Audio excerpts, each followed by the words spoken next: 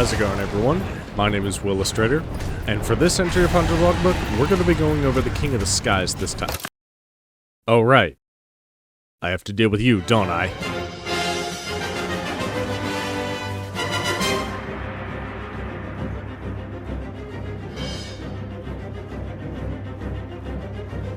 Bazelgeuse was first introduced in Monster Hunter World and is the only other creature that can be classified as an apex predator. This soaring affront to God is essentially what happens to a B-52 if you were to give it lungs, the capacity to hate everything that has a pulse, and the desire to carpet bomb everything in sight for the crime of playing the video game. While it may only get into a turf war with the Devil Joe, it has no problem interrupting whatever hunt you're on just to reduce you to atoms out of spite. Someone ought to put you in a mental hospital. Someone should put you in a box floating down the river, Grandma! So let's go ahead and break this goose down so that you can survive just long enough to watch the rest of this video. Bazelgeuse tends to make any of the 5 regions of the New World its hunting ground, but prefers to stay within the Elder's Recess around Area 9. Its most notable features, besides its size, are the pods on its underside. Bazelgeuse is able to drop or fling these pods off at will. They don't really do anything by themselves unless they are pre-lit or struck, after which they will detonate after only 1 second. His most infamous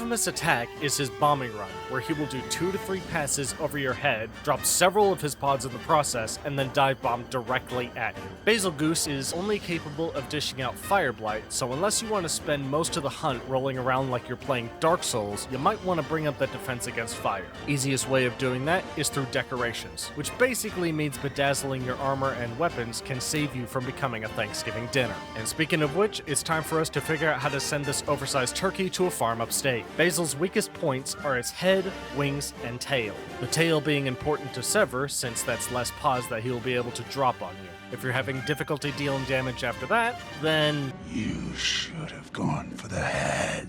elemental-wise, your best bet would be thunder damage. No sense in trying to fight fire with fire. Ailments, however, your best bets are poison, sleep, and paralysis. So using any of those will make the hunting much easier for you. Now with the addition of the Iceborne DLC, that of course gives us an upgrade to this exploding pine cone.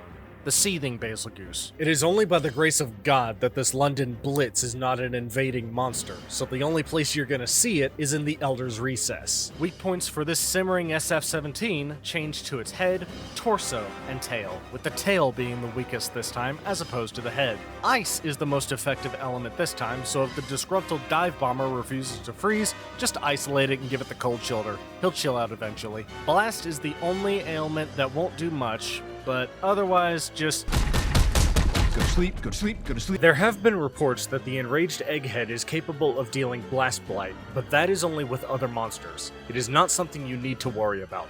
Much like its base form, it is only able to give you Fire Blight if you don't have enough resistance. Over time, during your hunt, Bazelgeuse will begin to glow a bright purple until the pods themselves glow the same color. When this happens, the frothing bacon grease has officially entered his nuclear phase. In this phase, the first thing you'll notice about the pods is that they will start to mutate before detonating.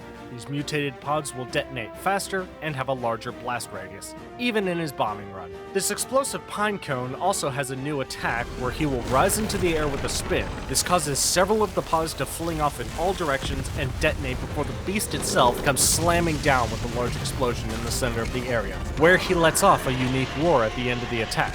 After which, it officially goes back into Phase 1. An important tip for all hunters to consider is that when either the standard or seething forms of the AC-130 gets knocked prone, every one of its pods will drop and detonate. So try not to stand too close to him when he comes crashing down.